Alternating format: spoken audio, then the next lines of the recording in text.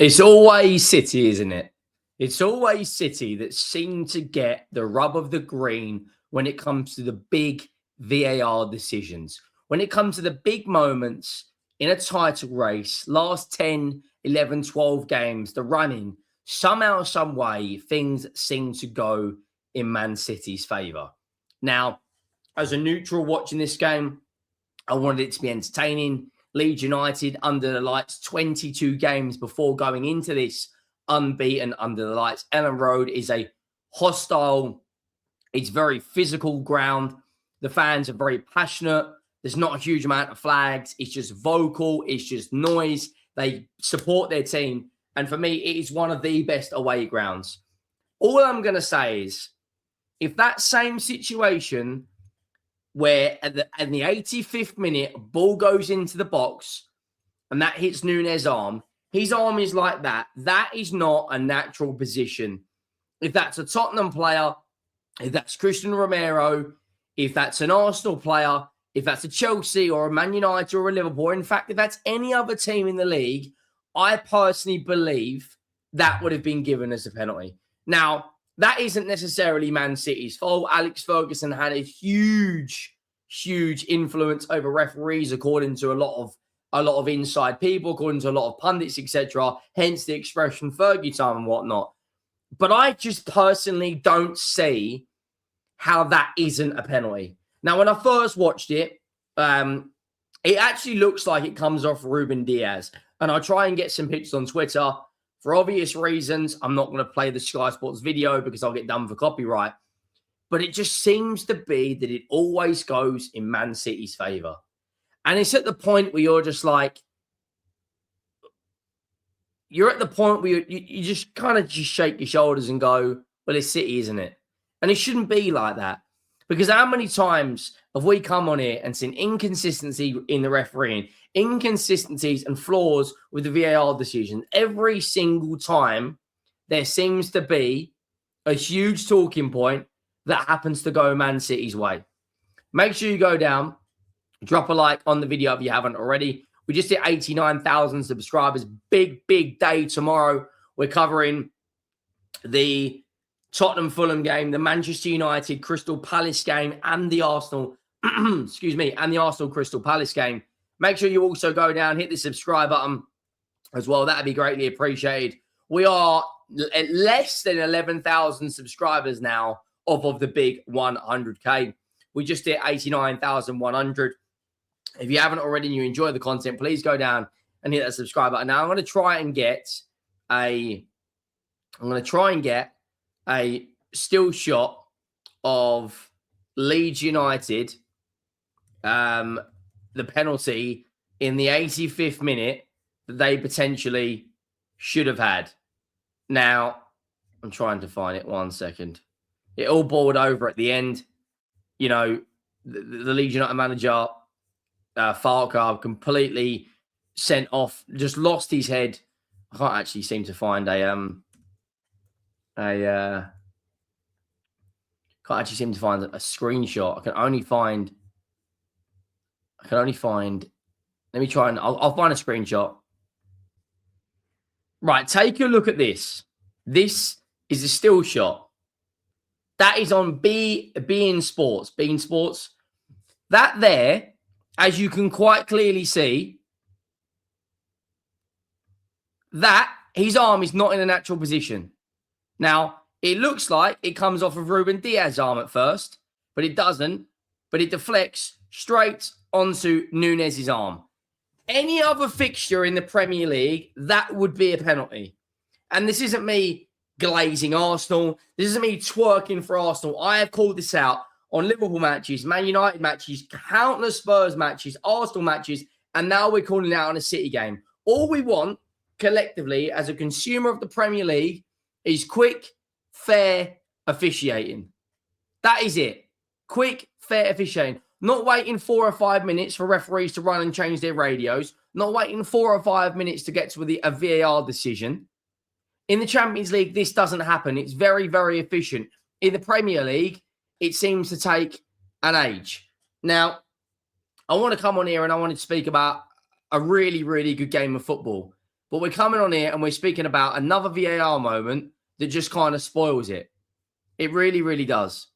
And let me know your thoughts on the game. We're going to get into the lineups now. Semenyo, again, I made a video about this, right? About Semenyo. He could be the difference maker in the title race. For me right now, he is the best winger in the Premier League. And it's as simple as that. He has got, since going to Man City, he's got 6 games in the league, 3 goals and 1 assist. In the Premier League this season, he has got 14 goals and 4 assists. He's got 18 GA in the Premier League.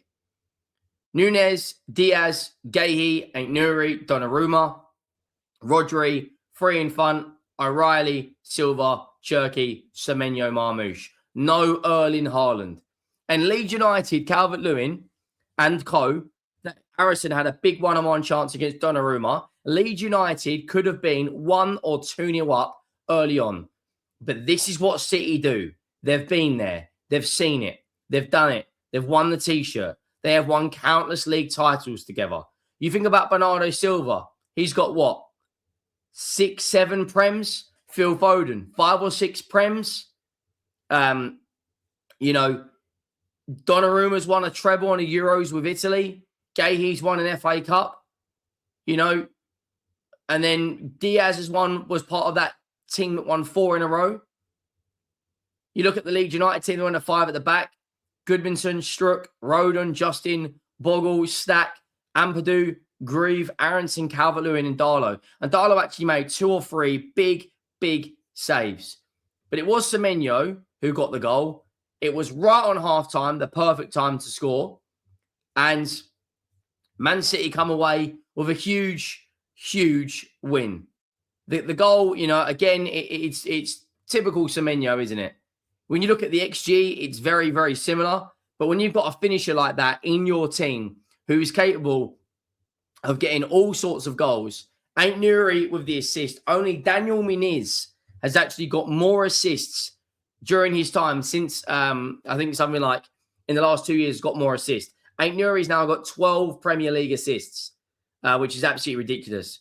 It's a really good ball in, and it's a really good, you know, finish from Semenyo. And that was pretty much all she wrote. But that VAR moment at the end, it is absolutely huge. When you look at City's form, since the Bodo Glimt game, they have gone on a rampage. Since the Bodo Glimt game, only we have stopped them getting a win.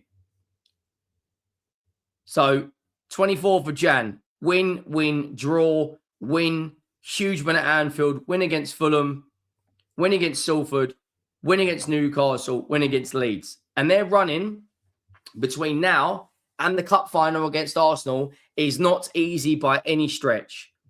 That Crystal Palace game is obviously going to get rescheduled towards probably May. But Real Madrid, West Ham away, slap bang in the middle of it. Newcastle away in the FA Cup next Saturday. Premier League midweek football again. Where they play Nottingham Forest. It's going to be a very, very interesting title race. I actually believe right now that Leeds United are actually a better football team than Tottenham. And when you look at the Premier League table, that was massive for both Leeds and City. Leeds United currently 6 points above the relegation zone. Fortunately for them, West Ham and Burnley lost. Burnley very, very unlucky not to get a draw against Brentford today. You know, we play tomorrow. Forest play tomorrow. Both teams can go within, or we can actually leapfrog Leeds and go a couple of points off Brighton, and Forest can be within 1 point of Leeds United. In terms of the title race, that is a huge win. You look at their recent form now, that's 4 wins on the bounce. Arsenal have got to play Chelsea tomorrow, which anything can happen. I believe they will go out and they will beat Chelsea.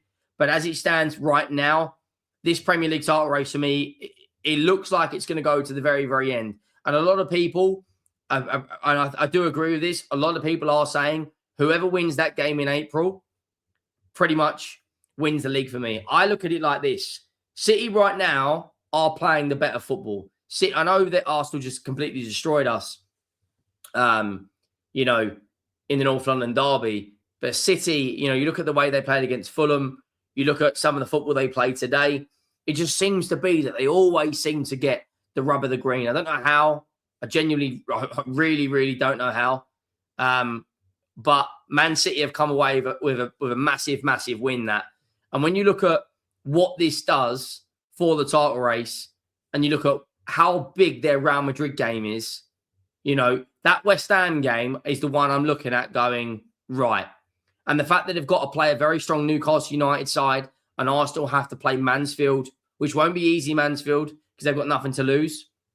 But that West Ham game on the 14th of March is the one I'm looking at going, right, okay. Because West Ham today created some big, big chances against Liverpool.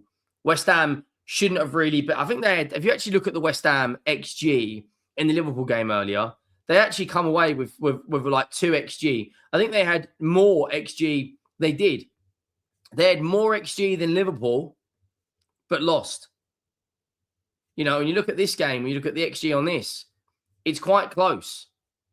You know, both had 14 shots. City, of course, more shots on target and more big chances. But on another day, if Leeds United had their shooting boots, if Calvert-Lewin had his shooting boots, who knows? Who knows? Let me know your thoughts down below. Make sure you drop a like. Make sure you hit that subscribe button. And I'll see you next time. I'm out.